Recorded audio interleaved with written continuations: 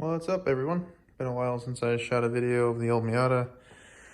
Last fall, I went through a lot of things and did a lot of kind of freshening up upgrades. I think I mentioned it in the previous videos, but I went through all the control arms and put the energy polyurethane bushings and grease fittings in all of them. I went through all of the brakes, had my good friend Ethan powder coat all the brakes and the backing shields, front and rear. It's got all new pads, everything like that.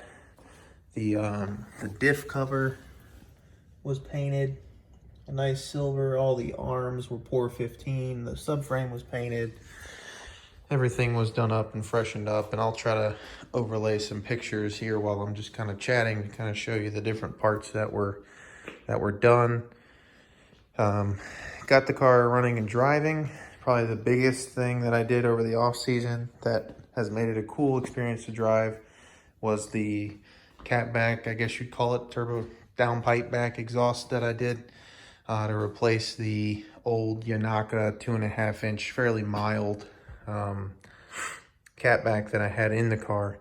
It's now a 3-inch stainless, effectively straight pipe, but it does have a vibrant ultra quiet resonator in it. The other big thing that I did was the car finally now has a dash. So has just a NA8 dashboard. I don't have the glove box in at the moment, just kind of chilling for now. I made this custom tombstone panel. You don't have to excuse my wiring, but I basically just used a piece of ABS to blank off the radio space, and then a piece of ABS bolted to the dash frame behind the tombstone, and that houses some custom window switches, an Ethernet download port, and a toggle switch for my Cosworth D4 logger dash. So that turns on with the key and everything. Logs all of the parameters from the Mega Squirt via CAN. I can completely configure that. I can configure how and what I want logged. I can write custom math on this and everything. It has a shift light bundle you see at the top. And that's a pretty cool piece relative to the tablet and whatnot I ran last year. Was definitely a luxury to be able to pick that up. So got the AFR gauge there, and then in that hole I do have another blank cover. I just don't have it in. I do have this little switch here that manually turns this on. So just to give you an idea of what this looks like once it's all fired up. Exposure is kind of weird, but you get the idea. I've got oil pressure, and I've got a couple different screens here I can cycle through, different brightness levels I can use. So it's definitely a cool piece that I'll definitely do some more detailed work on and show more of it with time. I'll show a little clip at the end of this video of ripping the car, and you can see it kind of in work and in function. So the thing I kind of wanted to make this video about primarily, other than the overall update, was when I got the car going again, I was having some boost control issues. Basically, I had a problem where, and again, I'll overlay a picture here, if I had any boost controller turned up at all off of the bottom level, just running with gate pressure, I was having big issues with boost spikes on the come up. I asked a few people some questions about it, and they kind of said that my boost reference might be the primary issue. Well, per the internet, they were suggesting that having the vacuum referenced directly off the compressor housing is not ideal, because what happens is, since this is pre-intercooler, as boost builds, you get a pressure differential across the intercooler itself. So the actual pressure observed here starts to drop. So the wastegate starts to close, basically reducing top end boost indirectly. So what I did was took out my rad hose, or my intercooler hose that goes up to the throttle body, and moved that nipple, 8th NPT, tapped it. So now that is there with the rest of the stuff, and that'll go on next, and I'll have to get a plug for this. Now, happened to make a keen observation with the turbo and stuff on here.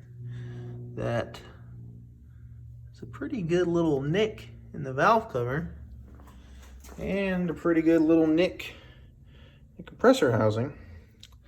So I got to looking, and this is the wastegate, right? It's a little bracket. This normally bolts to the back of the housing there.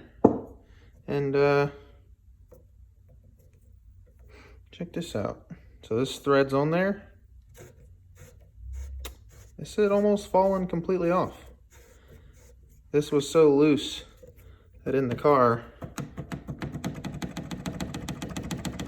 that was completely loose. This ring had backed out enough, you can actually see striations in the ring where it had gnawed into the valve cover and into the compressor housing. So that's likely most of my boost problems. So after addressing the issue with the gate, basically you may be able to see now there's a small gap there where that bit of damage had occurred, as well as back here, whether or not you can see kind of daylight through there or not. Effectively, I think what happened was when I put this together last time, they recommend you hold this together with a clamp, and that way you can tighten this without having to fight the spring pressure of the wastegate spring. I don't know if I did that. I might have just tightened it by hand, and because of that, maybe I didn't get it as tight. So I did that. I also put a little bit of blue Loctite on these threads and hoping that they stay tight. The other thing I mentioned about the vacuum reference. So before I had that nipple coming right off the compressor housing. Now I have just a brass plug and that. The gate comes down. I've moved my boost controller here. It used to be mounted over here. And now you can kind of follow this line all the way down, and you can see it right above my finger. There's that little hex, and that's where it goes into the intercooler. There you go, right there.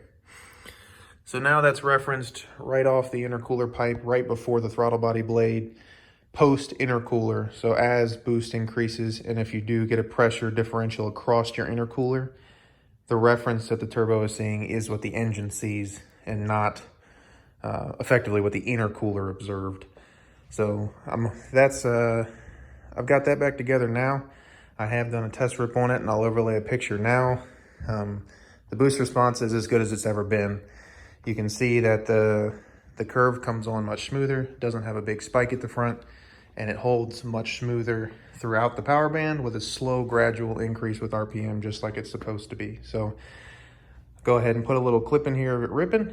I do appreciate you guys watching. I hope to provide more updates on things, little projects, more walkthroughs, and maybe the electronics if you guys are interested. Kind of outlining all the different things going on with that. And until next time, I appreciate you guys watching. Thanks.